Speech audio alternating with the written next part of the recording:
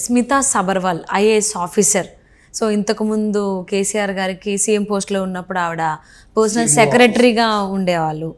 So ఇప్పుడు రేవంత్ రెడ్డి గారికి అయితే ఇంకా రాలేదు. ఆవిడ గురించి చాలా రోజుల నుంచి మాట్లాడుతున్నారు. ఈవెన్ నిన్న కొన్ని ట్వీట్ చేశారు ఆవిడ. సంచలనమైన, నిజంగానే సంచలనం రేపారని చెప్పాలి ఆ ట్వీట్ ద్వారా. సో ఈ పరిణామాలను ఏ విధంగా చూడాలి అంటారు అసలు?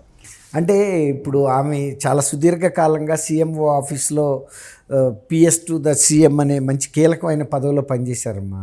అంటే టీఆర్ఎస్ ప్రభుత్వం లేకపోతే బీఆర్ఎస్ ప్రభుత్వం కానీ చేసిన అనేక కీలకమైన పథకాల్లో కానీ అన్నిట్లో కూడా ఆమె ఒక ప్రధాన భూమిక పోషించారు.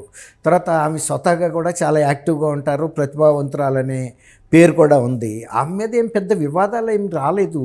సోషల్ మీడియాలో కూడా ఒక్కటే వివాదం కూడా కాదు, ఒకటే అంశం పదే పదే వచ్చింది. ఏంటంటే అనేక మంది ఐఏఎస్ ఐపీఎస్ ఆఫీసర్లు, సీనియర్ ఆఫీసర్స్ అందరూ రేవంత్ రెడ్డి గారు ప్రమాణ స్వీకారం చేయగానే వచ్చి కలిశారు మర్యాదపూర్వకంగాను.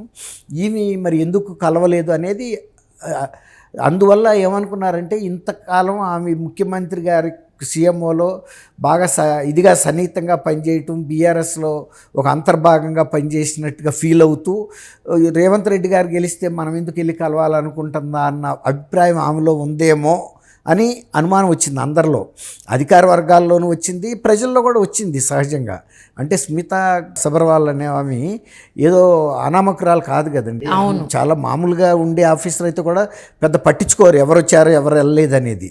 కానీ యాక్టివ్గా ఉండేవాళ్ళు, సోషల్గా కానీ అఫీషియల్గా కానీ యాక్టివ్గా ఉండే వాళ్ళ కదలికల్ని ప్రజలు గమనిస్తారు. అందువల్ల ఆమె కలవలేదు అనేది గ్లేరింగ్గా కనపడుతుంది ప్రముఖంగా ప్రజలకి. అంటే ఇంతకు ముందు సీఎం గా ఉన్నప్పుడు కేసీఆర్ గారు ప్రతి ప్రోగ్రామ్ లో కూడా ఆవిడ ప్రెజెన్స్ ఉండేది. ఇప్పుడు ప్రెజెన్స్ లేకపోవడం అంటే బీయింగ్ అన్ ఐఏఎస్ ఆఫీసర్ ఎంత డిసిప్లిన్డ్ గా ఉంటారని అందరికీ తెలిసింది.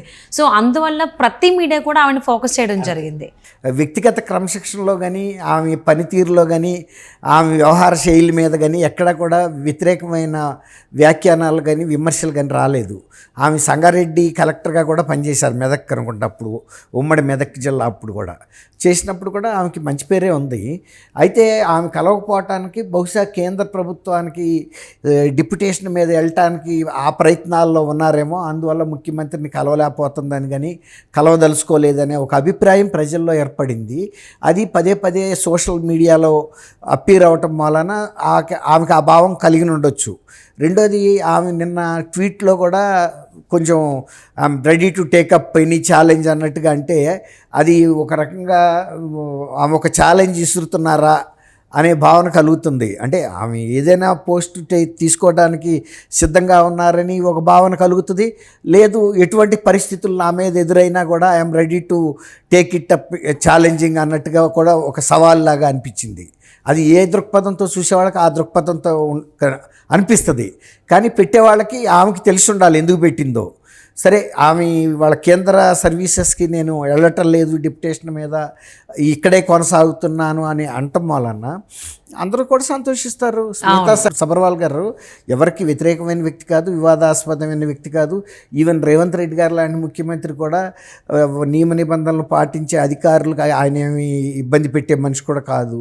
ఆమెకి తగిన స్థానం ఇచ్చి ఆమె సర్వీసెస్ ఉపయోగించుకుంటారు.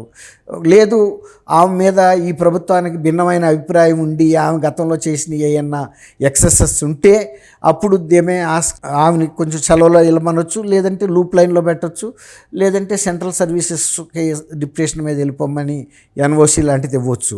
అది అంతర్గతంగా ప్రభుత్వానికి స్మితా సబర్వాల్ గారికి సంబంధించిన అంశం. ఆమె మీద ప్రభుత్వానికి ఎలాంటి అభిప్రాయం ఉంది, ముఖ్యమంత్రి గారికి ఎలాంటి అభిప్రాయం ఉంది.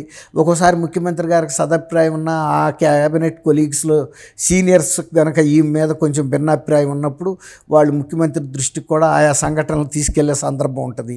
ఆమె ఇట్లా మా పట్ల ఎక్సెస్గా బిహేవ్ చేసింది అన్నప్పుడు వాళ్ళ కొలీగ్స్, సహచరుల్ని కాదని కూడా సీఎం గారు అనలేడు. అది వాళ్ళ అంతర్గత వ్యవహారం. ప్రజలకు సంబంధించినంతవరకు, సోషల్ మీడియాకి సంబంధించినంతవరకు ఏ పంచాయతీ అయితే స్మితా సబర్వాల్ గారితో ఎవరికి లేదు. ఒకవేళ ఆమె సర్వీసెస్ తెలంగాణలో ఇచ్చి మంచి సర్వీసెస్ కనుక ఇస్తే ప్రజలకు కూడా ఆనందమే, ఆమెకు కూడా తృప్తి. ఈ రాష్ట్రంలో నేను ఇంతకాలం పనిచేశాన్ని సంతోషం. ఆమె ఇలా ట్వీట్ ద్వారా ఫస్ట్ టైం స్పందించడం ఈ అంశం మీద. అవును. కాబట్టి మనం దీంట్లో పెద్ద వివాదాలని ఎవరు కోరుకోవట్లేదు. స్మితా సబర్వాల్ లాంటి వివాద రహితురాల మీద వివాదాలు సృష్టించే ప్రశ్న కూడా తెలంగాణ లాంటి రాష్ట్రంలో రాదు. ముఖ్యమంత్రి గారు కూడా చాలా సమంజసంగా ఆలోచించే మనిషే. ఇతరులాగా కక్ష సాధింపు ధోరణి మనిషి అయితే ఆయన కాదు. అట్లాంటి వ్యక్తి అయితే అసలు ఇంత పోటీ పడి బీఆర్ఎస్ను ఓడించి ఆయన ముఖ్యమంత్రి కాలేడు. అలాంటి వ్యక్తిత్వం ఆయనలో ఉంటే. అవునవును. కాబట్టి ప్రజలందరూ కూడా ఆయన ఆమోదించారంటేనే అక్కడికే తెలిసిపోతుంది. ఆయన కనుక ఇలా ప్రతి వాళ్ళతో వ్యక్తిగతంగా తగాదాలు పెట్టుకుంటే ఆయన అనుకున్న లక్ష్యాన్ని సాధించలేడు. ఇది ఇంకా లక్ష్యం ఇంకెక్కువ ఉంది. ఇప్పుడు కాంగ్రెస్ ప్రభుత్వ పనితీరుని ప్రజలకు దగ్గరగా తీసుకెళ్ళి గత ప్రభుత్వానికి ఈ ప్రభుత్వానికి ఎంత మార్పు ఉందనేది ఆయన చూపించదలుచుకున్నాడు. అవును. భౌతికంగా చూపించదలుచుకున్నాడు. ప్రజల సౌకర్యాలు అన్నీ మెరుగుపడాలి, వాళ్ళ జీవన ప్రమాణాలు మెరుగుపడాలి, ఇవి వస్తువులు మెరుగుపడాలనే దీనిలో ఆయన కృషి చేస్తున్నాడు. ఇందుకోసం ఆర్థిక పరిస్థితి కూడా, రాష్ట్ర ఆర్థిక పరిస్థితి ఎలా ఉందనేది ఆయన అంచనా వేసుకుంటున్నాడు. ప్రతి శాఖలోనూ ఆర్థికంగా ఏ స్థితిలో ఉందనేది. ఇవన్నీ ముఖ్యం. ఇప్పుడు మనం కార్ డ్రైవ్ చేస్తున్నామంటే వీల్స్లో టైర్లో గాలి ఉందా లేదో చూసుకోవాలి కదా ఫస్ట్. అవును. అన్నీ చూసుకున్న తర్వాత మాత్రమే డ్రైవింగ్ చేయాలి. అంతేగాని మనం పెట్టే స్పీడ్కి తట్టుకుంటాయా లేదా అని చూసుకోవాలి కదా. ఆయన 150 స్పీడ్లో వెళ్ళదలుచుకున్నాడు. మరి వెహికల్ అంత ఫిట్నెస్ ఉందా లేదా అని చూస్తున్నాడు.